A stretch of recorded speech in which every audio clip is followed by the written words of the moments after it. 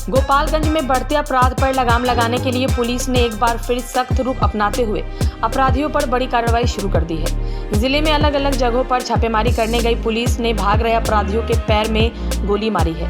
कुचायकोट थाने के सासामूसा स्टेशन पर एक युवती के साथ गैंग रेप के आरोपियों को गिरफ्तार करने गई पुलिस पर अपराधियों ने ताबड़तोड़ फायरिंग शुरू कर दी। जवाबी कार्रवाई में 3 अपराधियों के पैर में गोली लगी है, जिनका इलाज सदर अस्पताल में चल रहा है।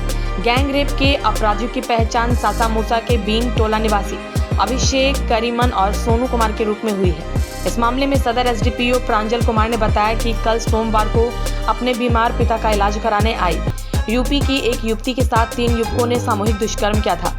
इस घटना के बाद एसपी अवधेश दीक्षित के निर्देश पर कुचायकोट पुलिस ने एक आरोपी को कल गिरफ्तार कर लिया था। उसी की निशानदेही पर कुचायकोट थाने के जलालपुर गांव चवर में शेष आरोपियों को गिरफ्तार करने गई पुलिस पर अपराधियों ने ताबड़तोड़ फायरिंग करना शुरू कर दिया। पुलिस की जवाबी कार्रवाई में भाग रहे तीनों अपराधियों के पैर में गोली लगी है, जिनका इलाज सदर अस्पताल में चल रहा है। वहीं दूसरी तरफ मीरगंज थाने के सवरेजी में स्वर्ण व्यवसायी से 5 लाख रुपए की रंगदारी मांगने के आरोप में छापेमारी करने गई पुलिस ने एक अपराधी के पैर में गोली मारी है, जबकि 3 अपराधी भागने में सफल हो गए हैं। शेष अपराधियों की गिरफ्तारी के लिए पुलिस छापेमारी कर रही है। कुचायकोट थाना क्षेत्र में कल एक महिला के साथ सामूहिक दुष्कर्म का मामला सामने आया, जिसमें कि 3 अभियुक्त थे। एक अभियुक्त को पुलिस ने तुरंत ही गिरफ्तार कर लिया था।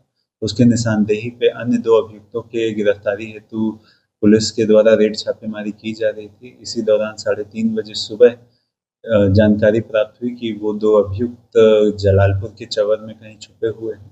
इसी में पुलिस द्वारा एक अन्य व्यक्ति को जो उसमें अरेस्ट हुआ था उसको साथ लेके उसके निशानदेही पे छापेमारी करने के क्रम में जैसे ही पुलिस जलालपुर चवर के आसपास पहुंची तो पुलिस के ऊपर हमला किया गया और अपराधियों द्वारा फायरिंग की गई।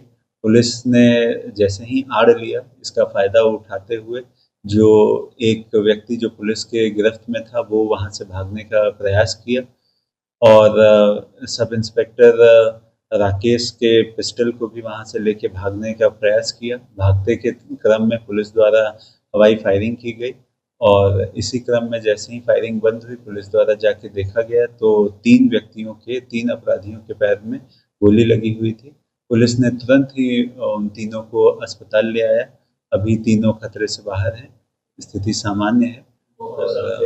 मौके से 2 देसी हथियार बरामद किया गया है और एक जो हथियार अपराधी जो लेके फरार हुआ था वो भी बरामद किया गया। इनके पूर्व से इन लोगों के ऊपर शराब के कांड दर्ज हैं और इन लोगों से पूछताछ के दौरान में इन लोगों ने जो सामूहिक दुष्कर्म की बात है उसके बारे में स्वीकार किया गया है और घटनास्थल से भी उनके कुछ एविडेंसेस बरामद किए गए हैं, जो कि इस केस को एकदम सर्कमस्टेंशियल और अन्य सूत्रों से उसको सिद्ध करते हैं।